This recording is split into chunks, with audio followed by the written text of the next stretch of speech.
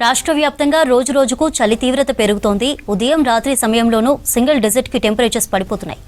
ఉష్ణోగ్రతలు భారీ స్థాయిలో పడిపోతుండటంతో ఇంటి నుంచి బయటకు రావాలంటేనే గజగజ వణికిపోతున్నారు జనం.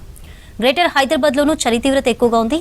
మరో వారం రోజుల పాటు ఇదే పరిస్థితి కంటిన్యూ అవుతుందంటున్నారు వెదర్ ఆఫీసర్స్. హైదరాబాద్లో చలి తీవ్రతపై మరింత సమాచారాన్ని చంద్రశేఖర్ అందిస్తారు. తెలంగాణ వ్యాప్తంగా చలి వణుకు పుట్టిస్తోంది.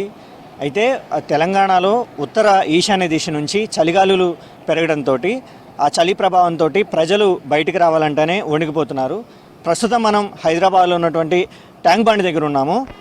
ఈ టైంలో ఎక్కువగా వాకర్స్ కావచ్చు, సైక్లింగ్ చేసేవాళ్ళు కావచ్చు ఎక్కువగా వస్తూ ఉంటారు. కానీ పెరిగిన చలి ప్రభావంతో ఎవరు కూడా అడుగు బయట పెట్టలేని పరిస్థితి కనపడతా ఉంది. మరోవైపు చూస్తే ఈ రోడ్ల మీద తిరిగేటువంటి వాహనాలు, ఎదురుగా వచ్చేటువంటి వాహనాలు కూడా కనిపించిన పరిస్థితుల్లో వాహనదారులు కూడా రోడ్ల మీదకి రావాలంటే భయపడుతున్నారు.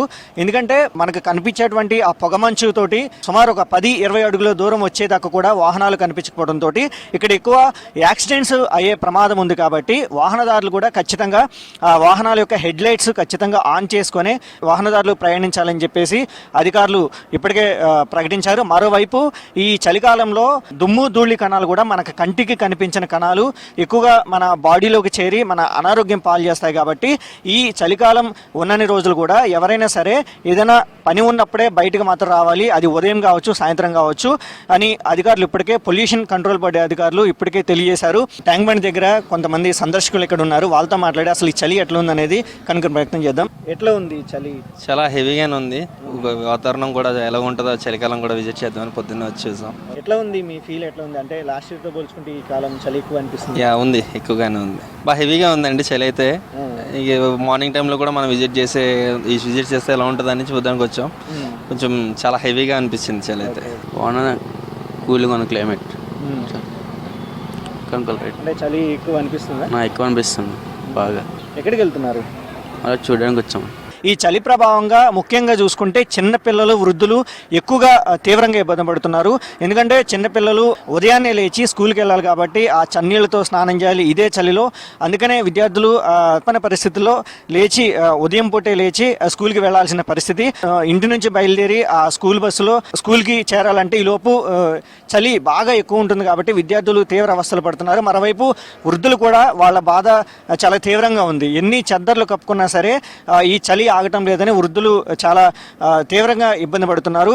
తెలంగాణలో కోల్డ్ వేవ్ అలర్ట్స్ జారీ చేశారు అధికారులు. ఉత్తర తెలంగాణ నుంచి వీస్తున్నటువంటి చలిగాలుల ప్రభావంతో ఇప్పటికే పలుమార్లు హెచ్చరికలు జారీ చేశారు. ముఖ్యంగా సుమారు ఒక 7 జిల్లాలకు ఆరెంజ్ అలర్ట్ జారీ చేశారు. దాంట్లో చూసుకుంటే మనం ఆదిలాబాదు, కొమరంభీం, ఆసిఫాబాద్, మంచిర్యాల, నిర్మల్, జగిత్యాల, సంగారెడ్డి, కామారెడ్డి, మెదక్ ఇట్లాంటి ఈ జిల్లాలకు మనకు ముఖ్యంగా ఆరెంజ్ అలర్ట్ జారీ చేశారు. అంటే ఈ ఆరెంజ్ అలర్ట్ జారీ చేసిన జిల్లాలలో ఉష్ణోగ్రత వచ్చేసి 5 డిగ్రీల నుంచి 7 డిగ్రీల మధ్య ఉంటుంది. అంటే మనం చూసుకుంటే ఉష్ణోగ్రతలు మరీ సింగిల్ డిజిట్కే పడిపోయాయని మనం చెప్పుకోవచ్చు. చాలా ప్రాంతాల్లో కూడా ఆ ఉష్ణోగ్రతలు అనేవి 5 డిగ్రీల నుంచి 10 డిగ్రీల మధ్యలోనే ఉంటున్నాయి. మరోవైపు చూస్తే కొన్ని ప్రాంతాలకు ఎల్లో అలర్ట్ జారీ చేశారు. దాంట్లో చూసుకుంటే ముఖ్యంగా మనం హైదరాబాద్, మేడ్చల్, మల్కాజ్గిరి, రంగారెడ్డి, వికారాబాద్, నిజామాబాద్, సిద్దిపేట, రాజన్న సిరిసిల్ల, కరీంనగర్తో పాటు మరికొన్ని జిల్లాలకు ఎల్లో అలర్ట్ జారీ చేశారు. ఈ ఎల్లో అలర్ట్ జారీ చేసిన జిల్లాలలో ఉష్ణోగ్రత వచ్చేసి 8 డిగ్రీల సెంటిగ్రేడ్ నుంచి 10 డిగ్రీల సెంటిగ్రేడ్ వరకు మనకి ఉండే పరిస్థితి ఉందని చెప్పారు. అందులో మరి ముఖ్యంగా కొన్ని ప్లేసులు మనం చూస్తే సంగారెడ్డిలో 4 డిగ్రీల నుంచి 5 డిగ్రీల మధ్య ఉంటుందని చెప్పారు. రంగారెడ్డి చూస్తే 5 డిగ్రీలు, ఆదిలాబాద్ కూడా చూసుకుంటే 5 డిగ్రీల వరకే ఉంటుందని ఇప్పటికే అధికారులు హెచ్చరికలు జారీ చేస్తున్నారు. అయితే మరోవైపు నేను ఐఎండీ అధికారులు నేను ప్రెస్ మీట్లు కూడా చెప్పడం జరిగింది. చలి రాబోయే రోజుల్లో ఈ డిసెంబర్ ఎండింగ్ వరకు ఈ చలి ప్రభావం అనేది ఎక్కువగా ఉంటుంది. ఎప్పుడైతే వచ్చే అంటే నెక్స్ట్ ఇయర్ 2026 స్టార్టింగ్ నుంచి కూడా ఈ చలి ప్రభావం అనేది చాలా తగ్గే అవకాశాలు కనపడుతున్నాయి. ఎందుకంటే రాష్ట్రంలో చిన్నగా కొద్దిగా ఉష్ణోగ్రతలు అనేవి కొంచెం మెరుగ్గా నమోదవుతున్నాయి. కాబట్టి ఈ చలి ప్రభావం అనేది ఈ 10 రోజులు మాత్రమే ఉంటుంది.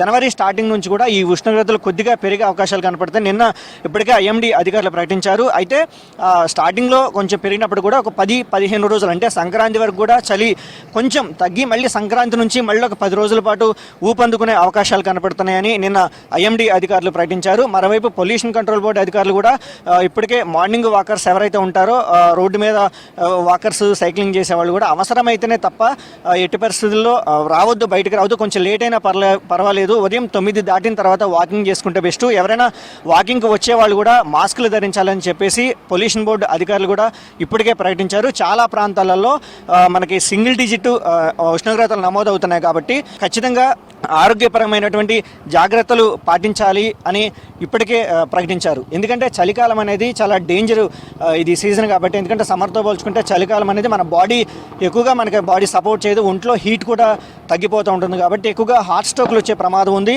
ఆరోగ్యపరమైన సమస్యలే కాదు, పొల్యూషన్ పరంగా కూడా ఎక్కువగా సమస్యలు ఉంటాయి కాబట్టి ప్రజలు నెగ్లెక్ట్ చేయకుండా సీరియస్గా వాళ్ళ ఆరోగ్యం పట్ల అలర్ట్గా ఉండాలని చెప్పేసి అధికారులు పలుమార్లు హెచ్చరికలు జారీ చేస్తున్నారు. సో ఫైనల్గా చూస్తే ఈ 10 రోజులు ప్రజలు జాగ్రత్తగా ఉంటే కొత్త సంవత్సరం, నూతన సంవత్సరం ప్రారంభం నుంచి కూడా ఉష్ణోగ్రతలు కొంచెం మెరుగ్గా పడి ప్రజలు కొంచెం ఫ్రీగా బయట తిరిగే అవకాశాలు కనపడుతున్నాయి.